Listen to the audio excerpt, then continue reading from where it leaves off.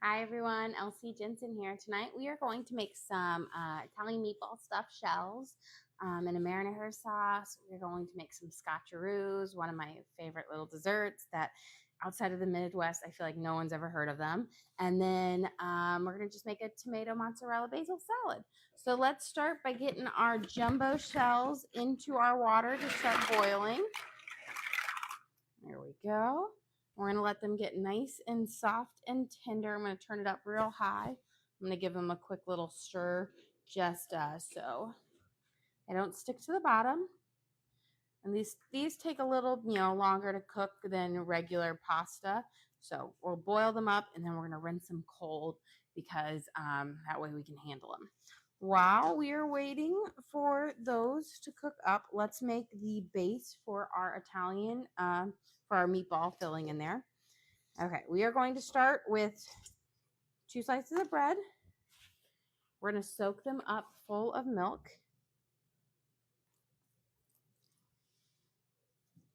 And you want enough milk on them to make them soggy, but not running with milk or dripping with it. You can also use whole milk or cream, but I was low on cream or half and half, so whole milk it was. And I'm going to just let them soak up. We're going to add in 2 eggs. So we've got 1 and 2.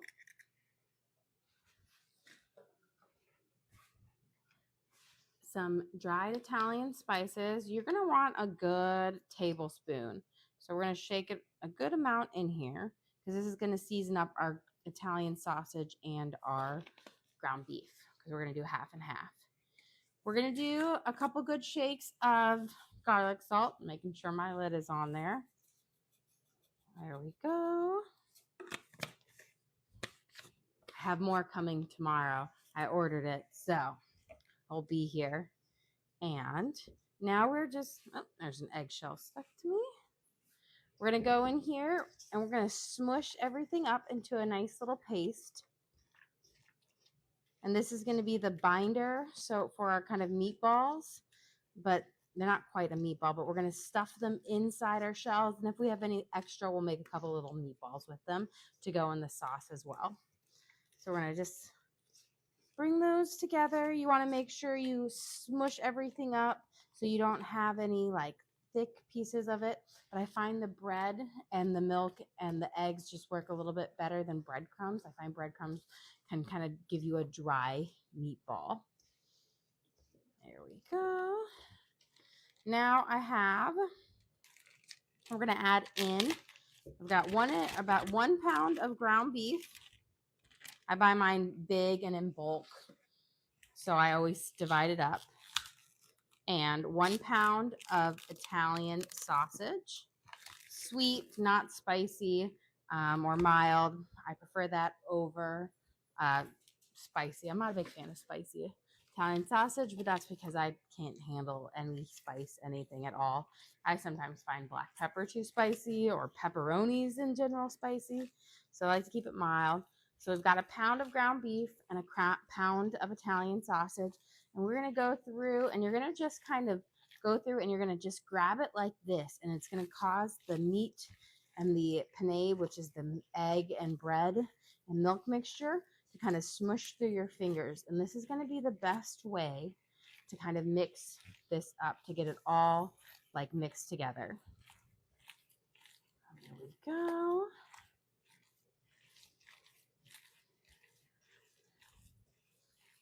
And we're just going to keep going around until it is thoroughly mixed because you don't want to have any parts that are just ground beef or just Italian sausage. You want it to be really well mixed up. Okay.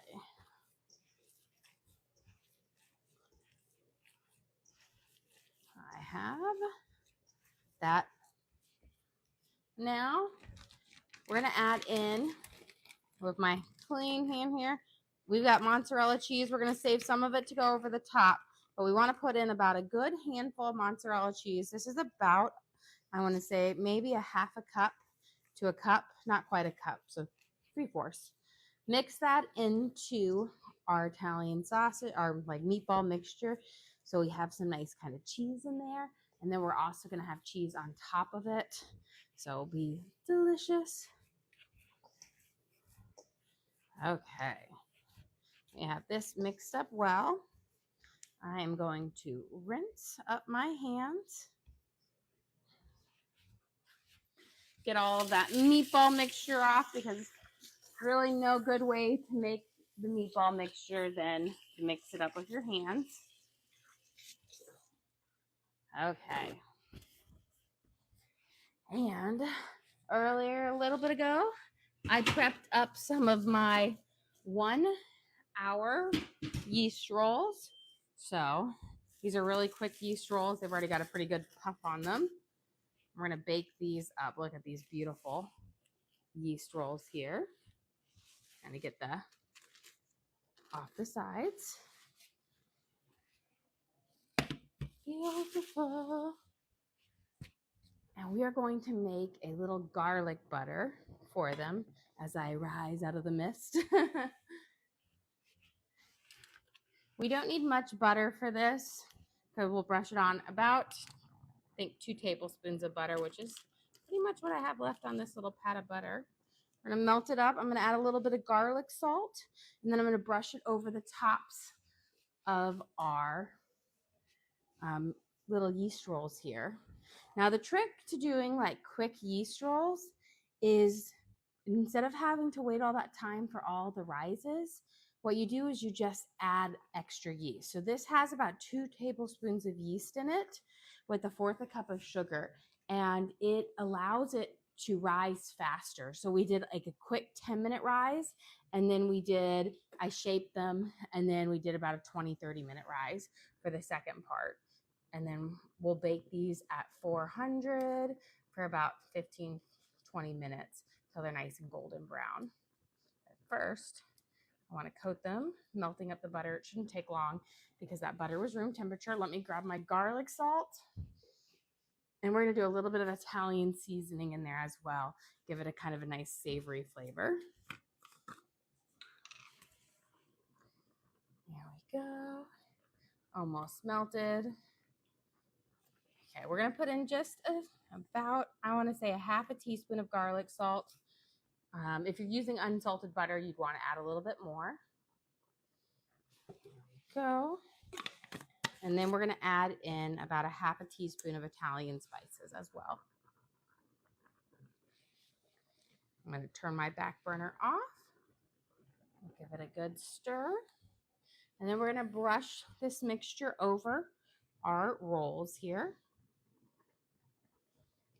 And this will just give it a nice kind of a savory garlic bread kind of coating to it. And when they come back out, we'll brush them with the remaining herby butter on top of there, this garlic Italian herb butter on it. But it'll be so delicious. Okay. There we go. Do a little bit right there. Let's go pop this in the oven to bake. And this only needs to bake for about 20, I will say not 15 to 20 minutes. My oven's it's been heating up really well. So I'm going to do about 16 because it's a nice and hot oven. If you had just heated it up and hadn't been on for a while, you do it a little bit longer. So we'll do 16. And we'll give a good check on it. We'll probably be back here to put our shells in before that. I'm going to give my shells a good stir here. See how they are softening up. Make sure none of them stick to the bottom of my pan because I don't want them to rip. Still need a little bit more.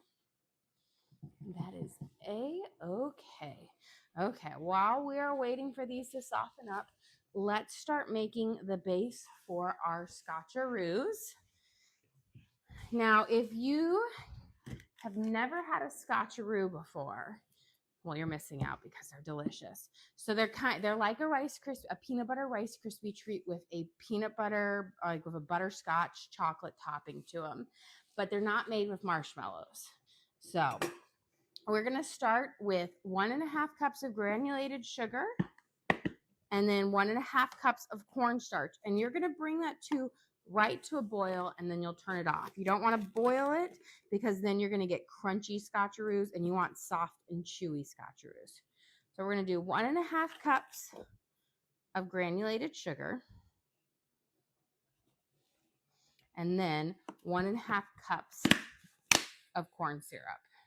Let me grab another one of these.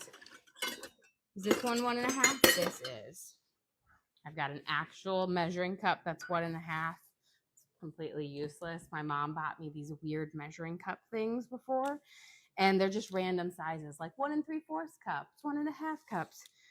Very random. I never use them, but I am using one today. Okay, in order for your corn syrup to come out a little bit nicer, where is it? Spray your cup with a little bit of oil or grease it, and it will slide out.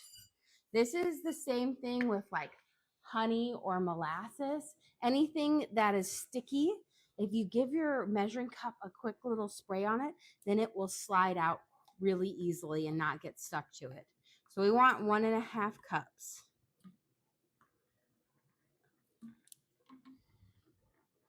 There we go.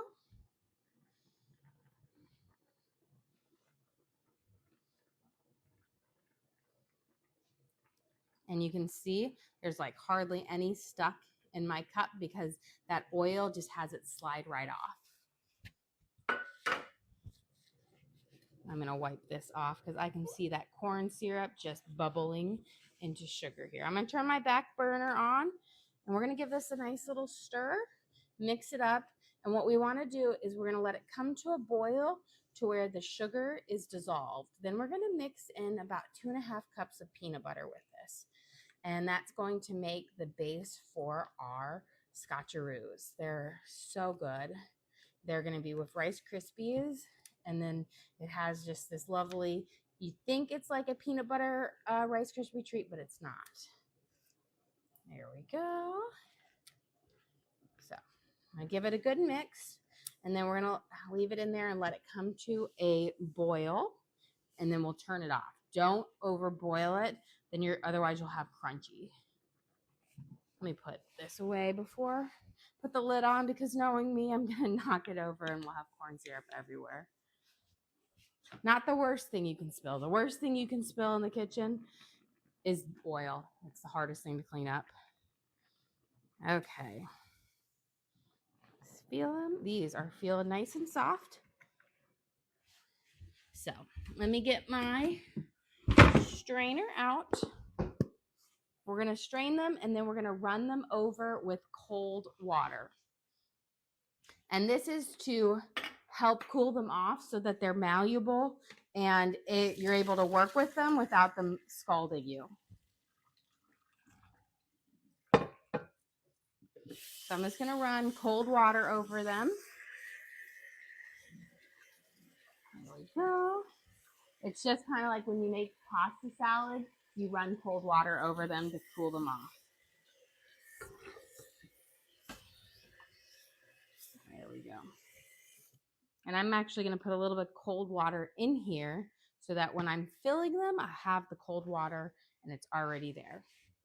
And grab, this is a cast iron baking dish, which will work well for this meal because it will keep the heat in and the sauce going. We're going to put a nice layer of sauce on the bottom. I've got a couple of these little bit used jars of sauce that I'm like, oh, gotta make sure I use these up first, from like making pizzas or whatnot, or just doing a quick, spaghetti for my kids. Always have them. We're gonna coat kind of a nice coating on the bottom. So we'll mix it out. And then we're gonna take our shell, and you're gonna just gently open it up like that. And we're gonna take our meatball filling, and you're just gonna stuff it right in there. And you've got a little boat. And you can do this with all sorts of stuff. Sometimes I will make like a ricotta, basil, like Italian sausage filling to it. There's so many different ways. but my daughter really loves spaghetti and meatballs, so I just decided to do my regular meatball filling today with some cheese in it. Because I didn't have ricotta. I could have made some homemade ricotta because it's really not that hard to make. You just need milk and lemon juice, and you've got ricotta. You just gotta let it But Italian meatball, it is delicious, easy. There we go. And we're just gonna kind of stuff these up. And then if we have any extra meatball, what we'll do is we'll just make some mini meatballs to kind of tuck in there. Here we go. You have a question? What are the ages of your kids? They range from 20 months is our youngest to 15. So we've got quite the range. We've got a 4-year-old, also a soon-to-be 10-year-old. She has been letting us know every single day that her birthday is coming up. And then we have a 13-year-old. Although if you were to see my 13-year-old, you would never guess he was 13 because he's almost 6 feet tall. He is a giant. And he's been so tall he's not even, he's not even 13 and a half yet. That's just, he's so big. I expect him to be over 6 feet before the start of the school year again. So, but I will say, he eats like for 3 people. As they say about, teenage boys, they'll eat you out of the house. And it is true. He is always complaining that he's hungry. And I'm like, I just fed you breakfast an hour ago. You can't be that hungry. And it's, it's hard. It's like teaching him to make the right choices. Well, eat a fruit, eat some yogurt or cheese. Don't just go for the snacks. Okay. Getting through. Stuffing these guys up. Aren't they so kind of cute?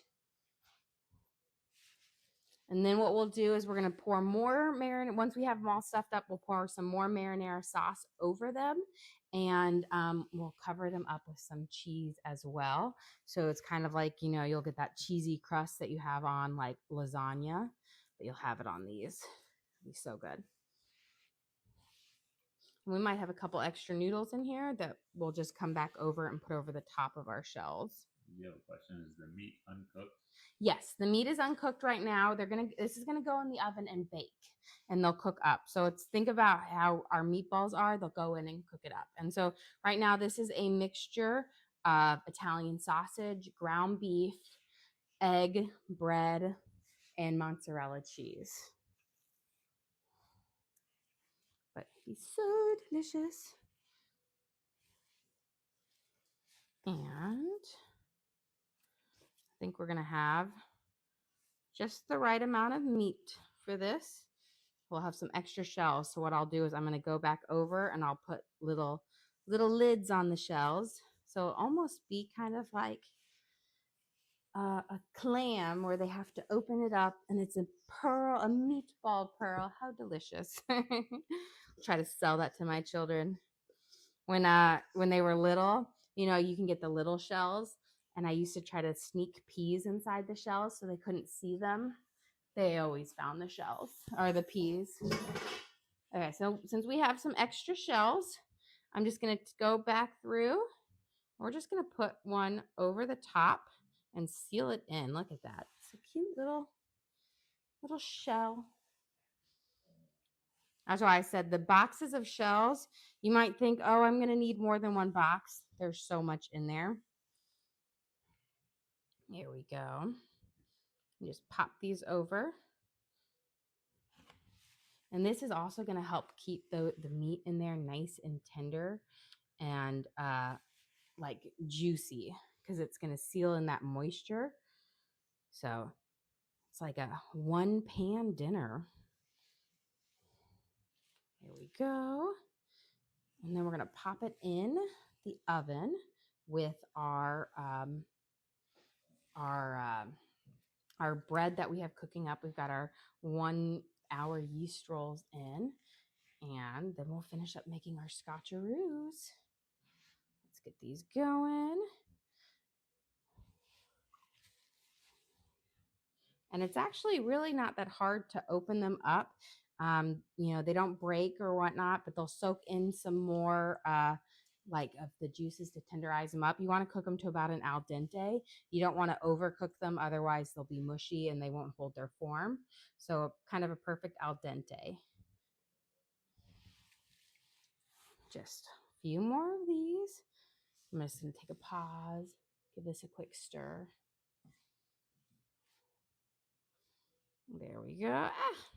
You don't want to hold on there. Question. Could you substitute the sauce with a mushroom sauce or soup? Oh yeah, you could use any sauce in here. You could make a bechamel. You could do, you could do a tomato basil soup on there.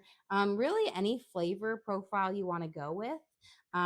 You know, a thicker sauce will probably do better because if your sauce is too thin, then you risk that your noodles will get mushy. So then you might want to undercook them a little bit more. Okay, last noodle on. Let's use this noodle. That one broke. There we go. So we've got our secret little noodle base here. I'll give my hands a quick rinse.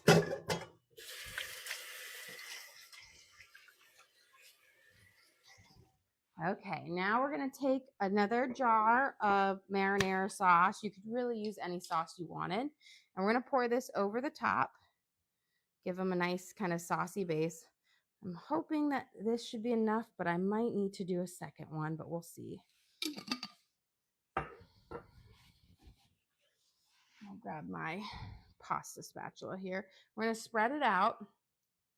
There we go. Beautiful.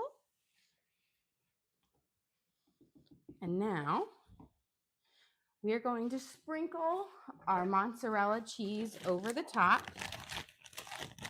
And we're going to pop this in the oven. And then we can work on our tomato, mozzarella, and basil salad and our scotcheroos. And if we have time, we're going to prep up a sourdough loaf for tomorrow. I've got all this stuff out. So we'll see if we have time for that. A nice, good layer of it because you want to have that good cheesy pull. I'm just going to use up the rest of my mozzarella cheese here. There we go. And now let's go pop this in the oven to bake. And then when we come back, actually, before I do that, because my thing just started bubbling, I'm going to pull it off because like I said, you don't want it to overboil or you're going to get a crunchy scotcheroo. And I don't want a crunchy scotcheroo. I want a soft and chewy. Ooh, look at these guys. You know what? I think they're ready to come out. Let's grab them, which is perfect timing. I always like my rolls to sit a little bit because if you rip them open right when they come out of the oven, they'll dry up faster. And then I'm going to put this up high. How long do you bake the meatballs for? These will probably bake for about 15-20 minutes. They're not super huge at 400. So I'm going to, they'll be in there. I'm going to have my timer go off, so let me go cancel that out. There we go. So it's not crazy. The meatballs will cook up really fast because they're in that sauce that will help keep them nice and warm and cook them faster. So now we have our rolls out here. We're going to go back over while they're still hot with our garlic kind of butter sauce here with that Italian herbs. And this will kind of sink into it. And you want to take with these rolls, I like to take them out and let them sit because the steam that's trapped inside continues to cook them. But if you over bake them, they'll dry it out. So you kind of want them to rest for about 5 to 10 minutes before you even serve them because they'll be really hot even after 5 to 10 minutes. But that steaminess kind of helps prevent them from getting gummy. There we go. So delicious. Okay. We've got our syrup here for our scotcheroos. So that is our half and half mixture. I'm going to get my big bowl here. Now we're going to add in about 2.5 cups of peanut butter into this, and then we're going to mix it up well. And then we'll add that to about 9 cups of Rice Krispies. So I'm going to scoop out. I'm going to eyeball my peanut butter because I will say measuring peanut butter out in a measuring cup is awful because it's just so sticky. So I'm going to eyeball I'm at about a cup and a half right now. So, and I will say err on the side of going over with the peanut butter rather than under. I find my Scotcheroo recipe already has more peanut butter in it than an OG recipe, but that's because I love peanut butter, and I think it's better when it's creamy with peanut butter than when it's not enough peanut butter. Because I always seem to make a mess. Let me grab that up. And then we're going to just mix this up into our base. And what will happen with the heat of that, it's going to cause the natural oils in the peanut butter. And so this is going to turn into a nice syrup. And what I'm going to do is I'm actually going to probably mix this over this bowl so that if it spills over my thing, it will just spill in there. We're not going to lose any, and I'm not going to make a huge mess. This is where I have this giant, it's like a cast iron enamel bowl. I love it, but it's great for some of these more messy foods like Scotcheroos or Rice Krispies or puppy chow to mix things in it because you need a really big bowl for that. Okay, you see how we're getting there? And it's kind of turning into like a sticky peanut butter syrup. There you go. You can kind of see the ribbons falling in it, almost as if I'm making taffy. The old school peanut butter taffy. There we go. And I want to just make sure I mix it up before we add in our Rice Krispies. There we go. I'm going to set that down right here. We're going to get our Rice Krispies. Let me get a measuring cup. We want 9 cups of Rice Krispies. This is a 1 3/4 cups. I told you I've got random cup sizes. So we're going to do 9 cups. So I'm not going to fill this all the way up to the top, but we'll do just a little bit under it. So that's about 3 cups, 4 cups. You can see I've got some of those spring Rice Krispies in there. You ever use Special K or a different syrup? I've done it with Cheerios before, but I wasn't like loving it. So Rice Krispies are just the OG. Peanut butter with cinnamon toast. I think that might be good with Rice Krispies. Okay. Oh, what did I was at 4. So this is 6 cups. Remember, I can't count when you distract me. 7.5. 9. Yeah, Captain Crunch. Oh, you know what? I did do Captain Crunch once before for my daughter's 5th or 6th. It was her 6th birthday, and I made I did the rainbow. She had a rainbow birthday party, so I made rainbow Rice Krispies using Oops All Berries Captain Crunch. It was so delicious. Here we go. Got all of it out. I didn't want any of it to go to waste. And we're going to mix this in. And that's why I said you need a big bowl for this. Otherwise, it's kind of hard to mix. Sometimes I have this huge, non-stick pot outside that I keep, and I call it my my Play-Doh making pot. But it's also really good for making Scotcheroos. It was back when I was a teacher and I would make homemade Play-Doh for my classroom all the time. And so it's the only reason I ever kept the pot, because it was so good for making homemade Play-Doh. But it also is good for making Scotcheroos and Rice Krispies as well. Here we go. And so now we're mixing it up. You see we're getting this nice base. And you see how there's just so much peanut butter mixed to it. It's that ratio that makes it the bomb. You've got to have a lot more of that peanut butter ratio than you do Krispies. It's just the same with my Rice Krispies. I make sure I have way more marshmallow goop in it than the OG recipe stands for. Here we go. Okay. Have it all mixed up. And now what we're going to do is we're going to put it in my little baking dish here, because Like with Rice Krispies, you got to press it down so that they come out and they don't stick. Even though this is a ceramic one, it doesn't stick much to it. I always coat it with a little bit of olive oil or coconut oil. You can even use butter if you wanted to. But that just allows that when it does cool and firms up, it doesn't stick there and you can cut out the bars. Now we're going to put all of this in here. And then we're going to get some parchment paper and we're going to push it down into there and really smush it because you want them to be pushed together firmly so that they hold together. You don't want it light and fluffy.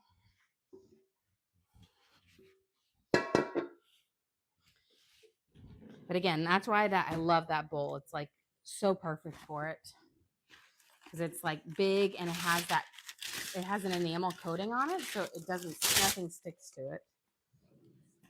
Okay, so we're gonna take our parchment paper now, and you're gonna just push everything out, and then you're just going to smush it down, just like this. That way, there's going to be nothing there. And I will say, you could also do it with like a cling wrap or wax paper, but you want something that it won't stick to. It's really hard to do it without something to push it down. Otherwise, it just won't stick. And make sure you smush it to close up any of those gaps. And you got to do it while it's still hot so that the bars form together. So you can even see how they're like sticking together. Again, the blue and the green are from our spring colored Rice Krispies that we had. Now, the best part we're going to add is a chocolate like peanut butter sauce that we're going to kind of put over the top that'll firm. And those will be the perfect kind of dessert with our Italian meatball stuffed shells that we're baking up, our rolls. And then we're going to make a tomato mozzarella salad in just a second. But while we're getting that, I got to get a small kind of double boiler going up here. Won't take long. And that's because you don't want your chocolate to split while you're boiling it. So you just need, if you don't have a double boiler at home, and I don't recommend you buy one, it's just a waste of money, put it about an inch layer of water at the bottom of your pot. We're going to bring it to a boil, and I'm going to put, you're going to want like a stainless steel bowl or a glass bowl. Put it over the top. Voila, you have a double boiler. And this is going to allow you to melt your chocolate without it scorching. We're going to put in a whole bag of chocolate chips up here. There we go. And then this is where the Scotcheroos gets their name. You're going to put in some butterscotch chips. But I think butterscotch has a pretty strong flavor. So I only do about a half a cup of butterscotch to my 2 cups of chocolate chips. It gives the perfect amount of butterscotch flavor to it without it going overboard.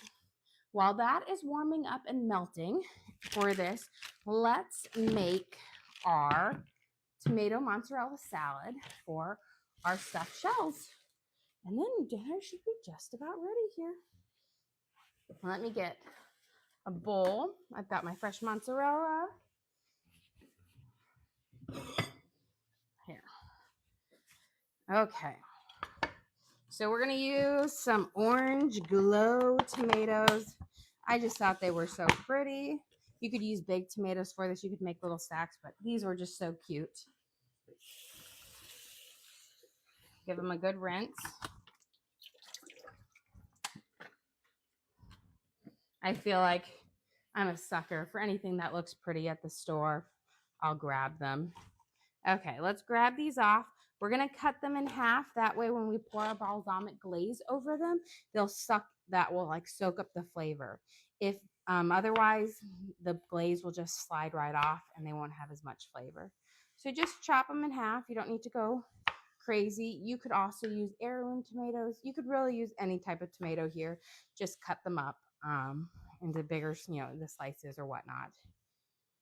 I just saw these and they looked so good at the store that I had to grab them. I love tomatoes.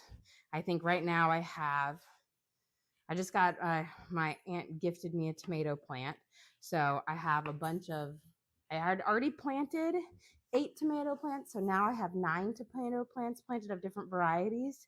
So when they finally come and bloom, we'll be having lots of tomato recipes on here. We'll make some salsas, sauces, gazpacho. If you've never had gazpacho, it is a delicious cold chilled tomato soup. That is a great way to use tomatoes and really keep up their fresh flavors. Okay, I think we'll do a handful more of these. Then we're going to chop up some fresh basil and we'll chop up our mozzarella. And then we're going to take a peek over here. I can hear the water boiling in there, which means that steam should be heating up my bowl soon. Once my bowl is hot, that chocolate will melt pretty fast, and then we can drizzle it over our scotcheroos. But I'm going to give it, I can already start to see it warming up here. So we'll give it a nice stir. You see the bottom there is already starting to melt. And the reason why you do chocolate in a double boiler like this is because chocolate, it has a lot of fat in it, but it burns really easily. So double boiler, as long as it's not on direct heat, it will melt lovely. But if you put it on direct heat, it will scald and burn and it won't be as nice. So this is a way I said, don't waste money on a double boiler. This is so easy to do yourself at home. And it takes no time. Just make sure it's a heat safe bowl. So don't use plastic, use glass or metal. I find metal works better because it transfers the heat a little bit faster. Okay, let's get our basil here. You want to use fresh basil for this because that's going to bring out those lovely flavors that will pair well with the mozzarella and the tomatoes. Here we go. Got this all up there. We'll save a little bit for later. We're going to give these, and you can leave them whole if you wanted to, but since I'm going to dice them up because I think they'll be better diced up. When you cut your basil, you enhance its flavor. So with fresh herbs, the more cuts that you make on it brings out more of the fresh flavor than when you leave it whole. So that's why we're going to slice it up, kind of do a nice slice dice. Oh, you have a question? Thoughts on microwaving the chocolate to melt it? You can microwave the chocolate to melt it.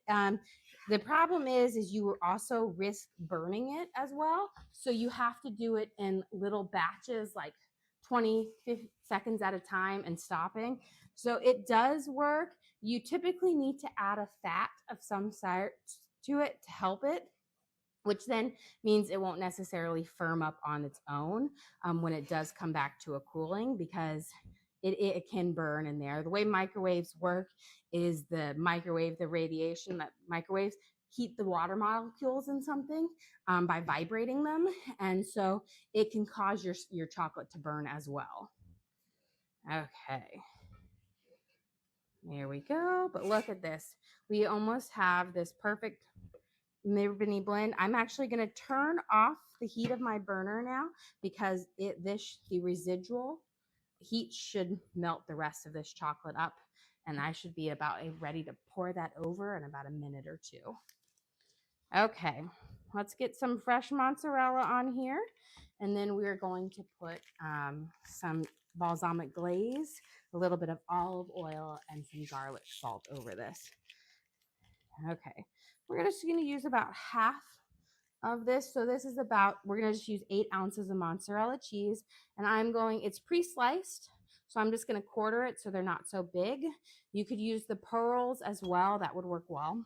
You have a question? What was your base before the peanut butter for the Scotcheroos? Oh, it was mixture. So it was 1.5 cups of sugar with 1.5 cups of corn syrup. And then you bring it just to a boil. You don't want it to boil long, just right up to the boil. Then you mix in about 2.5 cups of peanut butter with that. And this makes a pretty substantial batch of Scotcheroos.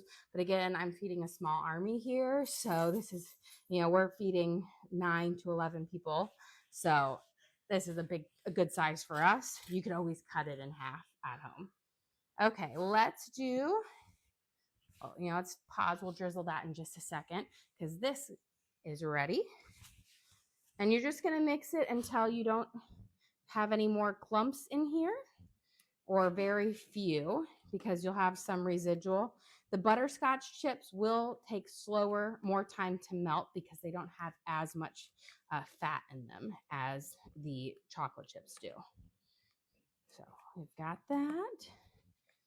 And then what I'm going to do, I'm just going to smush them along the sides, because sometimes you just need to smush the butterscotch chips to go in there. And for the chocolate chips, I did 1 bag of chocolate chips, which is about 2 cups to a half a cup of to butterscotch chips, because butterscotch I find has a pretty strong flavor, and so less is more. It makes them less and sweet, I feel like. Okay, now we're just going to pour this all over, and we'll spread it, and then it will cool and harden, so they'll be ready to eat in about an hour. And you want it to cool on its own. You don't want to pop it in the fridge, because then the chewy Scotcheroo base gets crunchy. So you want it to just come to harden up on its own, which is in about an hour. So they're kind of perfect for dessert. Okay, we've got almost all of this chocolate is out. I'm sure my kids will come in here and be happy to lick that bowl. So I'm just going to take my spatula here and spread it out. There you go. You have a question. Do you have a cookbook? I do not have a cookbook. I've had lots of people ask me if I had a cookbook, and I think that might be something I venture in this next year creating. I think that would be a fun adventure. Okay, we're gonna slide it out, and then I'm gonna do a couple shakes on it. That's going to give you that nice smooth topping on it. So just a couple shakes. Voila. And it will set in about an hour, and you can just cut the bars and they'll be so good. We got that right there. Let's finish up our salad, and then we should be able to take our shells out. We'll take a peek and see how they look.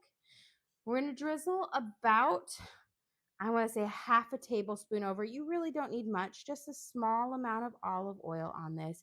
This is going to just give it a nice kind of silky texture to it.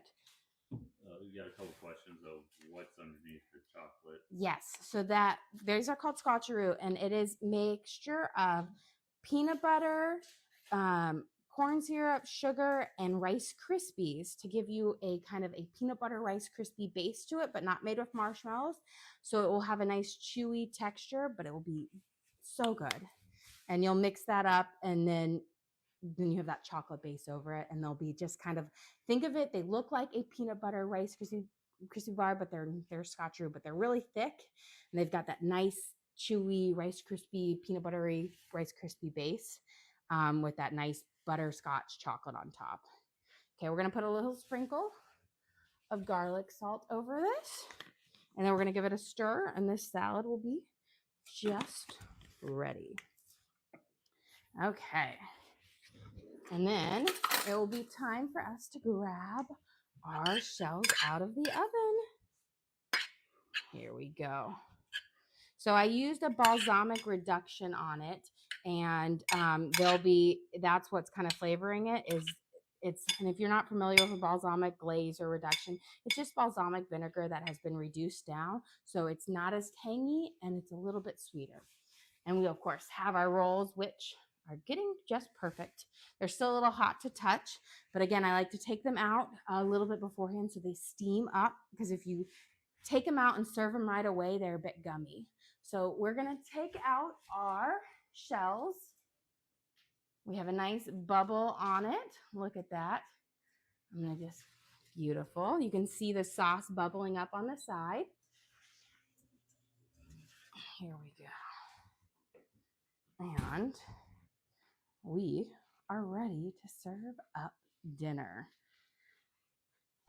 So these are Italian meatball stuffed shells. Let me get my plate over here, and we'll be ready to serve.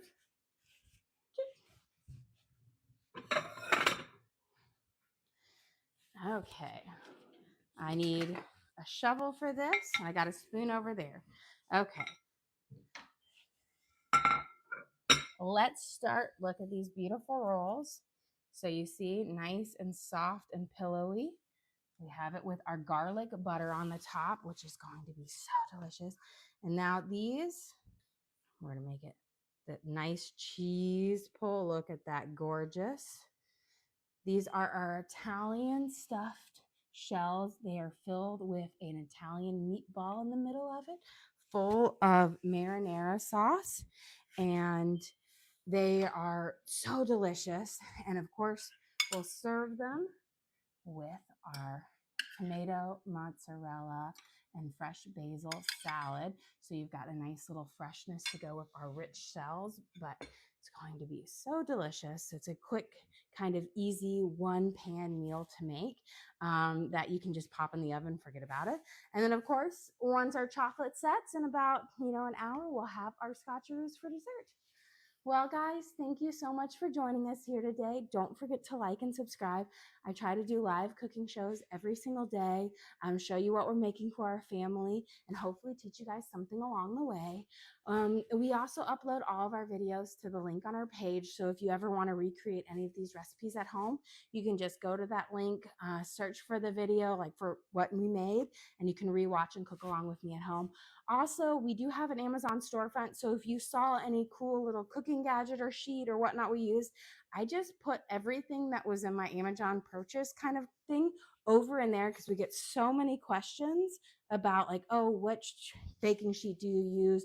What pan do you use? That I just put all of my cool stuff that I use there. So if you ever wanted to go look and search it there, I have like descriptions about it that you could check it out. I do make a small commission off of it if you do buy something. But again, that just helps me out. But I just like to kind of show you what I'm using. It's up to you guys. But again, thank you so much for joining us here today. Don't forget to like and subscribe.